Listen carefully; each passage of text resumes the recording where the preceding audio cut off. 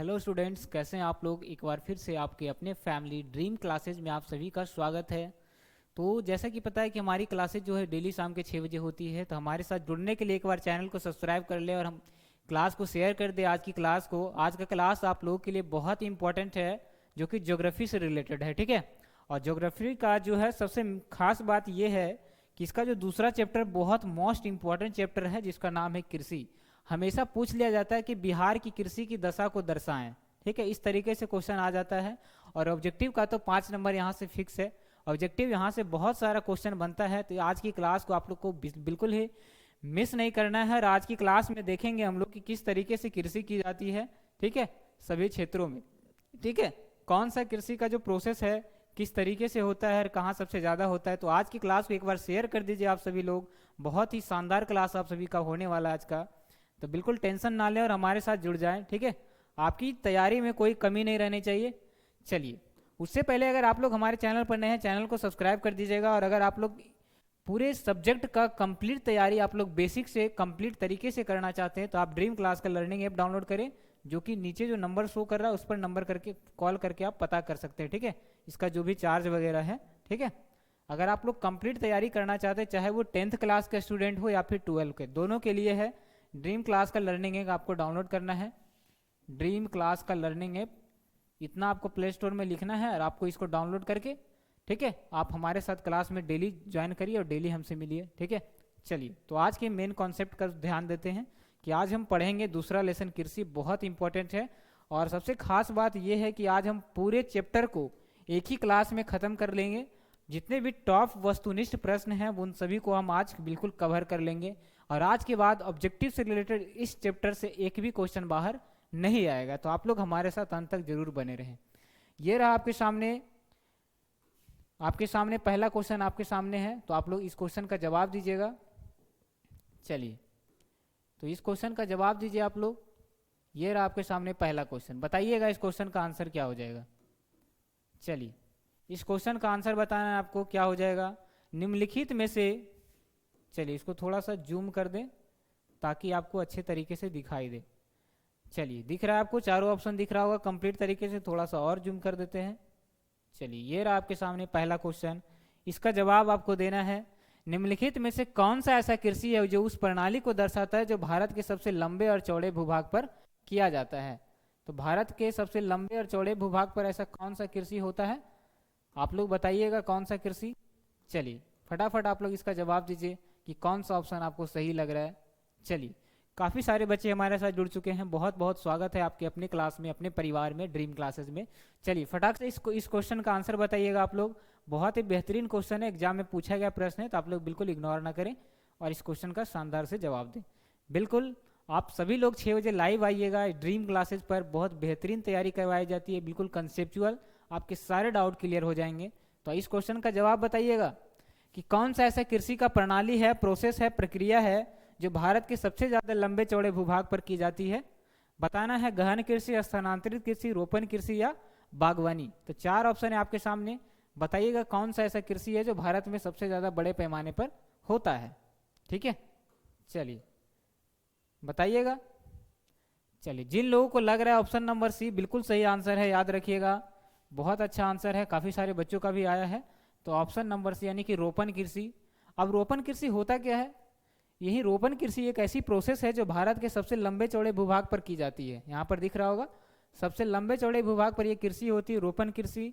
और ये होता क्या है, तो आपको इसको पिछले जो शुरू में जो आपका थंबनेल दिखाई दे रहा है उसमें रोपण कृषि का प्रोसेस किस तरह से होता है, ठीक है, वो प्रोसेस थंबनेल में लगाया गया था, आप शुरू में ही देखे होंगे। ठीक है, वही रोपण कृषि होता है जो भारत में सबसे ज़्यादा प्रचलित है।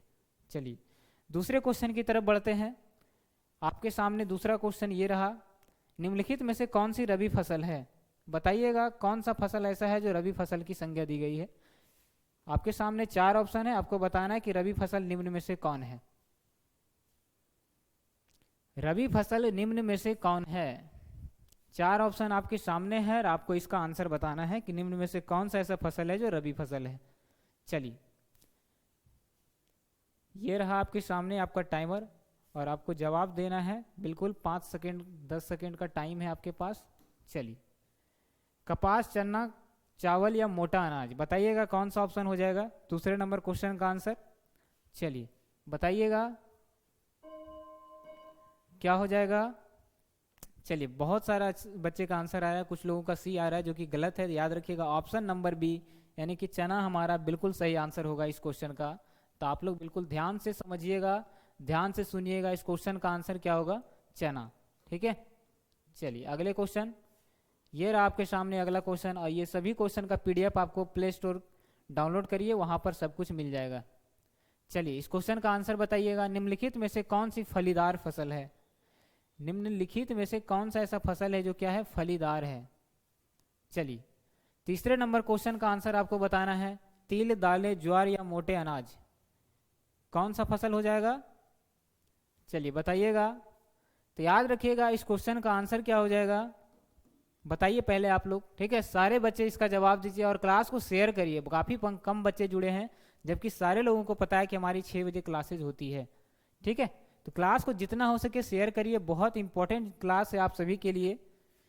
तो याद रखिएगा दाल जो है इसका बहुत अच्छा आंसर है ऑप्शन नंबर बी। ठीक है, निम्नलिखित में से कौन सी फलीदार फसल है, तो याद रखिएगा दाल क्या है, एक फलीदार फसल है, जो कि ऑप्शन नंबर बी के साथ मैच कर रहा है। चलिए चौथे नंबर क्वेश्चन का आंसर बताइएगा आप लोग, सरकार निम्नलिखित में से कौन सी घोषणा फसलों को सहायता देने के लिए करती है। सरकार निम्नलिखित में से कौन सा ऐसा घोषणा है, कौन सी ऐसी घोषणा फसलों को सहायता देने के लिए करती है। न्यूनतम सहायता मूल्य, प्रभावी, अधिकतम सहायता मूल्य या मध्यम सहायता मूल्य। 4 ऑप्शन आपके सामने है, बताइए कौन सा ऑप्शन आपको सही लग रहा है। चलिए बताइएगा। चलिए कुछ लोगों का ए आ रहा है, चलिए काफ़ी सारे बच्चों का बहुत अच्छा आंसर आ रहा है। ठीक है, तो चौथे नंबर क्वेश्चन का आंसर क्या हो जाएगा, चलिए ए बहुत अच्छा आंसर है। तो याद रखिएगा न्यूनतम यानी ऑप्शन नंबर ए आपका बिल्कुल सही आंसर आएगा, न्यूनतम सहायता मूल्य। ऑप्शन नंबर ए बहुत अच्छा आंसर है, जो कि विकास का एक आया है और किन्हीं का, चलिए काफ़ी सारे बच्चों का आया है। अगले क्वेश्चन का आंसर बताइए। बताइएगा निम्नलिखित में से भारत की कौन सी पेय फसल है। पेय मतलब एक तरह से कह सकते हैं। ठीक है, कौन सी फसल हो जाएगा, इस क्वेश्चन का आंसर बताइएगा, कौन सी पेय फसल है।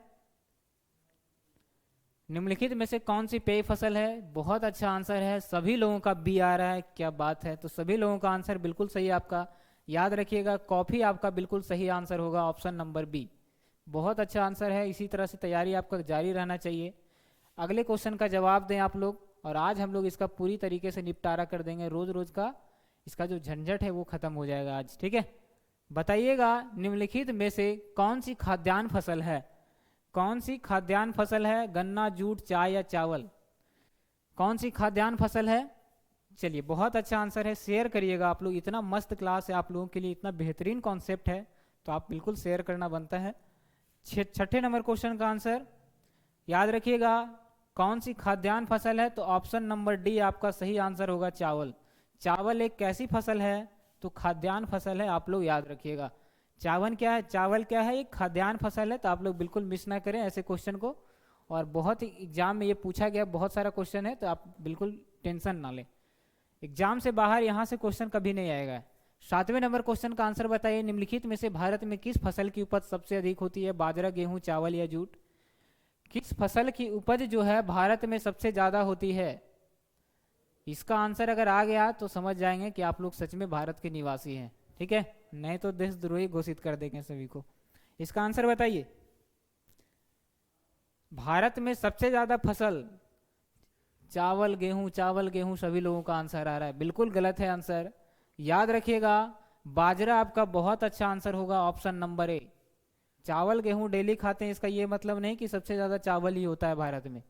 बाजरा आपका बहुत अच्छा आंसर होगा, याद रखिएगा आप लोग।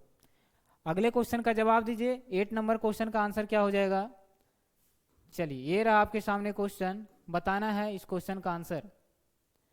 स्थानांतरणशील कृषि पद्धति को पश्चिमी घाट में किस नाम से जाना जाता है। चलिए ये लीजिए, आपको छोटा कर दिए, अब तो दिख रहा होगा सबको। बताइएगा स्थानांतरणशील कृषि पद्धति को पश्चिमी घाट में किस नाम से, स्थानीय नाम से जाना जाता है। कुमारी, वालरा, पेंडा या खील। चार ऑप्शन आपके सामने है, बताइएगा इस क्वेश्चन का आंसर क्या हो जाएगा। इस क्वेश्चन का आंसर आपको बताना है, फटाफट जवाब दीजिए आप लोग। चलिए, काफी सारे बच्चे लगता है सो के उठे हैं अभी, ठीक है, तो आप लोग इसका जवाब दीजिए क्या हो जाएगा। याद रखिएगा इसका आंसर। चलिए, कुछ कुछ बच्चों का ये आ रहा है, ठीक है, चलिए बहुत अच्छा आंसर है, बिल्कुल पेंडा जिनका भी आ रहा है सी गलत है जी, ठीक है। ऑप्शन नंबर ए बिल्कुल सही आंसर होगा, कुमारी, ठीक है। स्थानांतरित कृषि जो है पद्धति को पश्चिमी घाट में किस नाम से जाना जाता है, तो याद रखिएगा कुमारी के नाम से जानते हैं। चलिए अगले क्वेश्चन का जवाब दें। ये रहा 9 नंबर क्वेश्चन, निम्नलिखित में से कौन भारतीय कृषि की विशेषता है। जीवन निर्वाह कृषि, खाद्यान्नों की प्रधानता, उत्पादन कम होना या नन ऑफ दीज। इस क्वेश्चन का जवाब दें आप लोग। ये रहा आपके सामने 9 नंबर क्वेश्चन, इसका आंसर क्या हो जाएगा। चलिए बहुत सारे बच्चों का आंसर आ रहा है, चलिए जिनका सी आ रहा है बहुत गलत आंसर है, बी वालों का भी गलत है, ठीक है। अब बताइए ए और डी में क्या होगा, तो याद रखिएगा आप लोग का डी जिनका भी आ रहा है बहुत अच्छा आंसर है, नन ऑफ दीज हो जाएगा इसका करेक्ट आंसर, ठीक है। निम्नलिखित में से कौन भारतीय कृषि की विशेषता है, तो जीवन निर्वाह कृषि बिल्कुल नहीं, खाद्यान्नों की प्रधानता बिल्कुल नहीं होगा, उत्पादन कम होना, कम तो होता ही नहीं है, तो नन ऑफ दीज आपका बहुत अच्छा आंसर होगा इस क्वेश्चन का। जवाब दें 10 नंबर क्वेश्चन, ये रहा आपके सामने परीक्षा में छपने वाला प्रश्न, याद रखिए इस पर स्टार लगा लीजिए आप लोग। रिपीटेड क्वेश्चन है, कई सालों में रिपीट किया इस क्वेश्चन को, आप लोग बिल्कुल इसको मिस ना करिए, कॉपी में नोट करिए इसको। वैश्वीकरण का प्रारंभ कब से माना जाता है। वैश्वीकरण का प्रारंभ जो है कब से माना जाता है, 15वीं सदी से, 16वीं, 17वीं या 18वीं सदी से। चलिए तो याद रखिएगा आप लोग, वैश्वीकरण का जो प्रारंभ हुआ है, चलिए डी डी डी काफी बच्चों का आंसर आ रहा है, बहुत अच्छा, वेल डन। तो याद रखिएगा ऑप्शन नंबर डी आपका सही आंसर होगा, 18वीं सदी से। 18वीं सदी का मतलब 1700 ईस्वी से लेकर के 1800 ईस्वी के बीच, सॉरी 1800 ईस्वी से 1900 ईस्वी के बीच की ये कृषि होती है। 1800 से 1900 का ईस्वी के बीच क्या हुआ है, ये वैश्वीकरण का प्रारंभ हुआ है, जिसको 18वीं सदी के नाम से जानते हैं। 18वीं सदी 100 साल का गैप होता है, शताब्दी जिसको बोलते हैं सदी, तो 18वीं में क्या हुआ, यानी 1800 से 1900 के बीच क्या हुआ, वैश्वीकरण का प्रारंभ हुआ, याद रखिएगा आप लोग। चलिए अगले क्वेश्चन का जवाब दीजिए। ये आपके सामने क्वेश्चन है कि निम्नलिखित में से खरीफ फसल कौन है। उसमें रवि था और इसमें खरीफ फसल बताना है आपको, बताइएगा क्या हो जाएगा। खरीफ फसल कौन सी खरीफ फसल है, 11 नंबर क्वेश्चन का आंसर दीजिए आप लोग। तो याद रखिएगा बिल्कुल सही आंसर है, सभी लोगों का सी सी आ रहा है, चावल, तो बहुत अच्छा आंसर है, याद रखिएगा चावल आपका बिल्कुल सही आंसर होगा। चावल क्या है, खरीफ फसल है, आप लोग याद रखेंगे। 12 नंबर क्वेश्चन का आंसर बताइएगा, बिहार के किस जिले में नहर सिंचाई का मुख्य साधन है। कौन सा ऐसा जिला है बिहार का जहां नहरों द्वारा सिंचाई करके खेती की जाती है, कृषि होती है। तो आप लोग बिल्कुल इसको मिस ना करें और बिल्कुल अटेंड करें। ये क्या बहुत कम बच्चे जुड़े हैं, तो एक बार शेयर करिए आप लोग, जितने भी आपके फ्रेंड्स हैं। लड़ाई झगड़ा जब होता है तो आप फ्रेंड्स का आपका साथ होता है, ठीक है, लेकिन अच्छे कामों में साथ आपका नहीं होता है। तो थोड़ा सा शेयर करिए ताकि और भी बच्चे हमारे साथ जुड़े और इसका फ़ायदा उठा सके। बताइएगा बिहार के किस जिले में नहरों के द्वारा सिंचाई होती है और वहाँ पर खेती की जाती है। याद रखिएगा रोहतास जिला, ऑप्शन नंबर ए जिनका भी आ रहा है बहुत अच्छा आंसर है, ठीक है। ऑप्शन नंबर ए आपका बहुत अच्छा आंसर है, जो कि काफ़ी बच्चों का आया है। चलिए 13 नंबर क्वेश्चन का आंसर दीजिए, इनमें से कौन भारतीय उपमहाद्वीप का सुनहरा रेशा कहलाता है। भारतीय उपमहाद्वीप का सुनहरा रेशा किस फसल को कहा जाता है। बिल्कुल टपकने वाला प्रश्न, ये लिख दीजिए, छपेगा, ठीक है। ये क्वेश्चन क्या होगा, छपेगा आपका एग्जाम में, तो आप लोग बिल्कुल इसको मिस ना करें, अब जवाब दीजिए।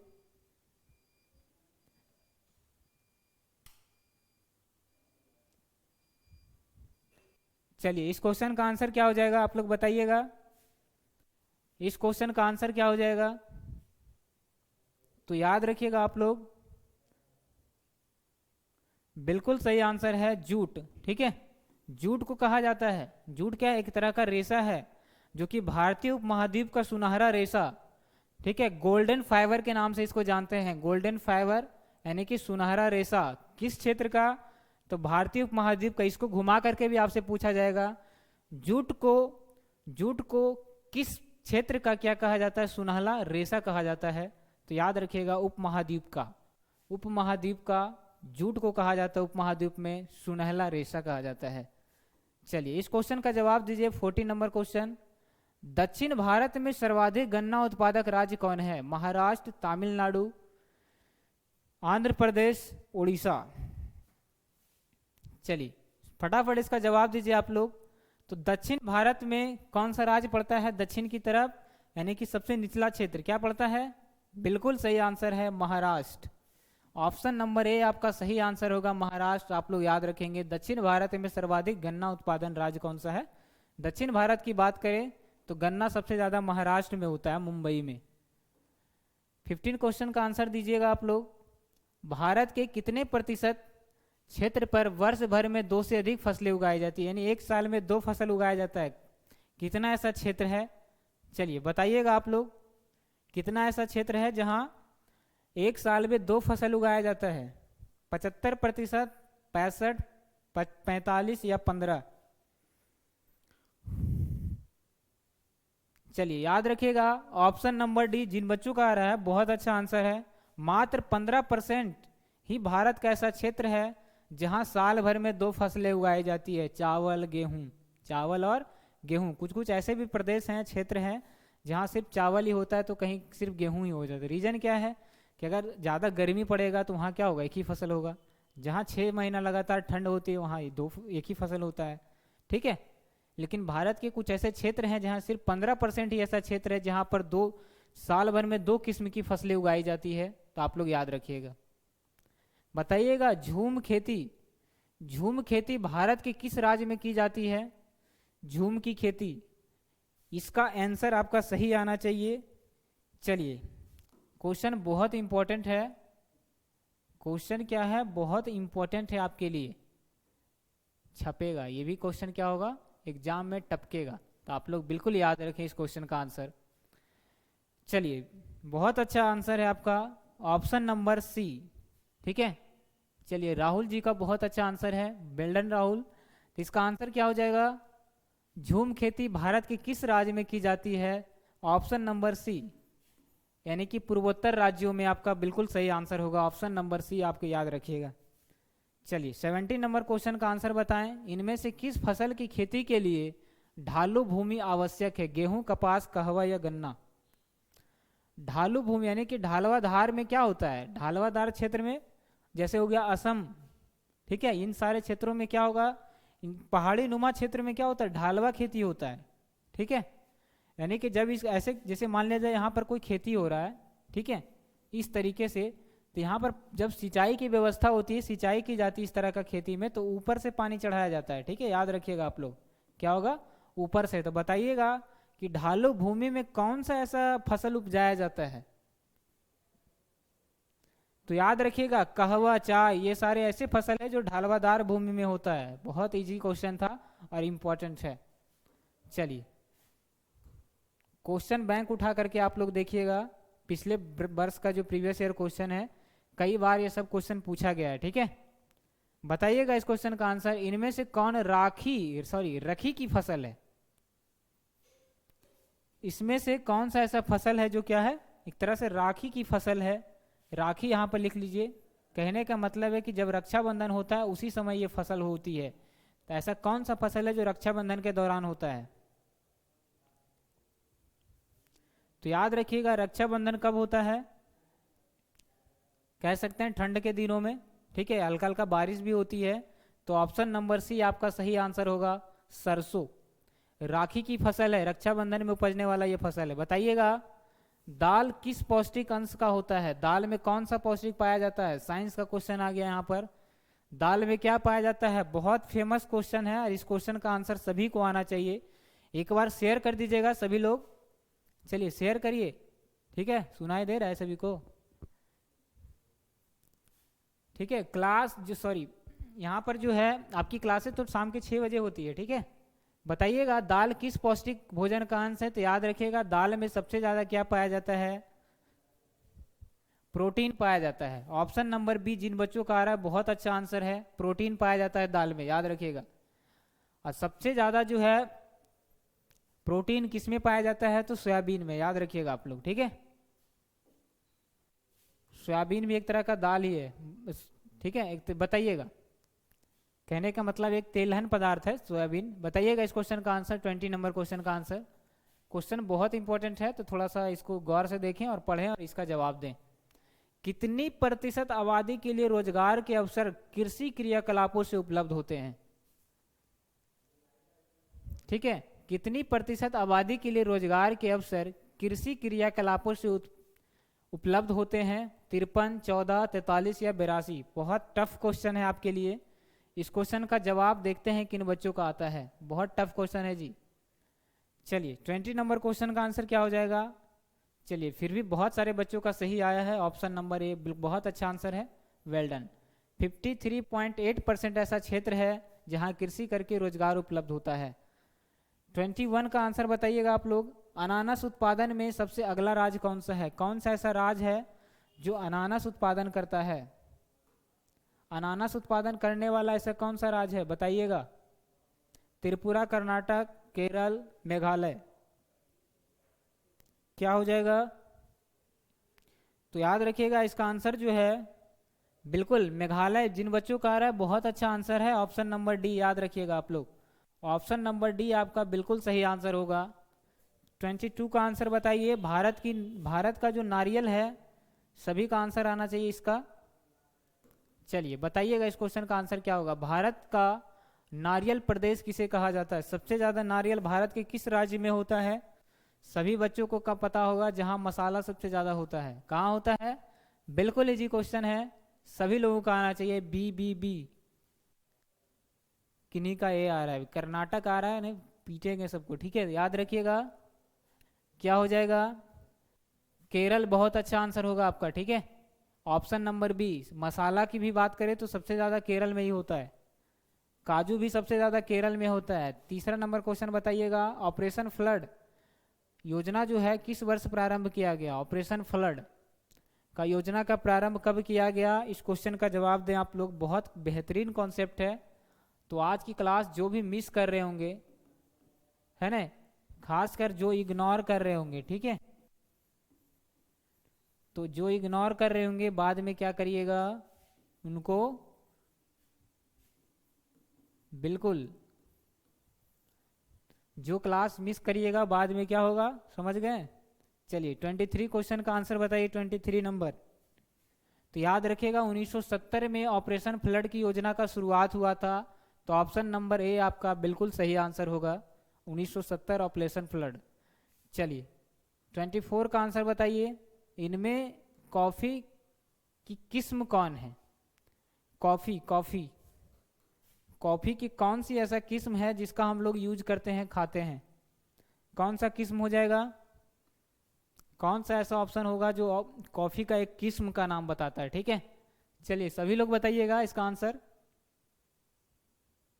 चलिए 24 का आंसर, तो याद रखिएगा अरेबिका बिल्कुल सही आंसर है, अरेबिका। चलिए अब अरेबिका भी क्या है, कॉफ़ी का ही एक किस्म है, लिबेरिका भी एक किस्म है ना, रोबस्टा भी एक किस्म है, यानी कि ऑल ऑफ हो जाएगा, ऑप्शन नंबर डी, यानी कि ऑल ऑफ हो जाएगा पूरी तरीके से। तीनों के तीनों क्या है, कॉफ़ी का ही किस्म है, याद रखिएगा, पूछ लिया जाएगा। चलिए 25 का आंसर बताइए आप लोग। कर्नाटका में जो है मुख्य रोपण फसल कौन सी है, कर्नाटक में मुख्य रूप से रोपण फसल कौन सी है, आप लोग इसका जवाब दीजिए। चलिए क्या हो जाएगा, तो याद रखिएगा आप लोग बिल्कुल सही आंसर है कर्नाटक कॉफ़ी, याद रखिएगा कर्नाटक कॉफ़ी, बहुत अच्छा आंसर आ रहा है, ऑप्शन नंबर बी, याद रखिएगा सभी लोगों का बिल्कुल सही आंसर है। तो हमारी क्लासेस डेली शाम में होती है, तो आप लोग ज्वाइन करना नहीं भूलें और अगले क्वेश्चन का जवाब दें। चलिए रबर का संबंध, रबर का सबसे बड़ा उत्पादक राज्य कौन सा है? असम, केरल, कर्नाटक या उड़ीसा? असम, केरल, कर्नाटक या उड़ीसा, रबर का सबसे बड़ा उत्पादक राज्य कौन सा है? इस क्वेश्चन का आप लोग जवाब दें।